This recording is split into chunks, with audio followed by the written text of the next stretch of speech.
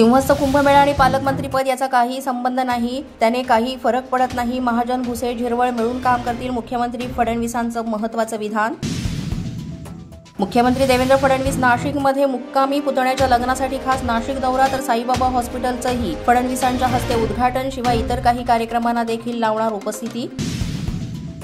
वैष्णवी हगवणे आत्महत्या प्रकरणी राजेंद्र, सुशील हगवणे आणि निलेश चव्हाणची एकत्र चौकशी सुरू. बावधन पोलीस ठाण्यात तिघांची समोरासमोर चौकशी करण्यात आली.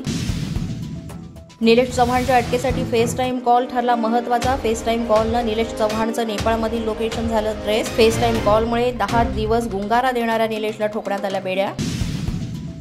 पिंपरी चिंचवड पोलिसांकडून हगवणेचा जेसीबी जप्त. तक्रारीनंतर प्रशांत येळवंडेंची शशांक आणि लता हगवणेंनी केली होती फसवणूक. जेसीबी विक्रीच्या नावाखाली फसवणूक आली होती करण्यात. करुणा मुंडेंचे मुख्यमंत्री फडणवीस आणि पोलीस महासंचालक रश्मी शुक्ला यांना निवेदन. निलंबित पोलीस अधिकारी रणजित कासलेंनं आदित्य आणि सुनील तटकरेंवर केलेल्या आरोपांची चौकशी करा. तसंच रणजित कासले यांना पोलीस संरक्षण मिळालं पाहिजे, निवेदनातून केली मागणी.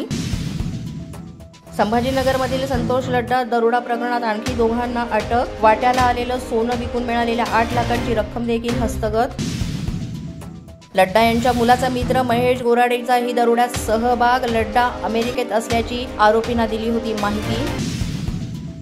लड्डांच्या घरी दरोडा टाकल्यानंतर आरोपींचं धार्मिक पर्यटन. शिर्डी, श्रीशैलम, तिरुपतीसह इतर ठिकाणी देवदर्शन केलं.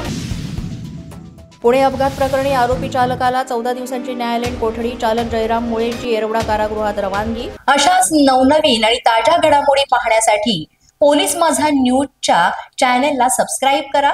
आमचं फेसबुक, ट्विटर आणि इंस्टाग्राम पेज आहे, ते सुद्धा फॉलो करा. तसंच अधिक माहितीसाठी पोलीस माझा न्यूजची वेबसाईट आहे www.polismazha.com. या वेबसाईटला अवश्य भेट द्या.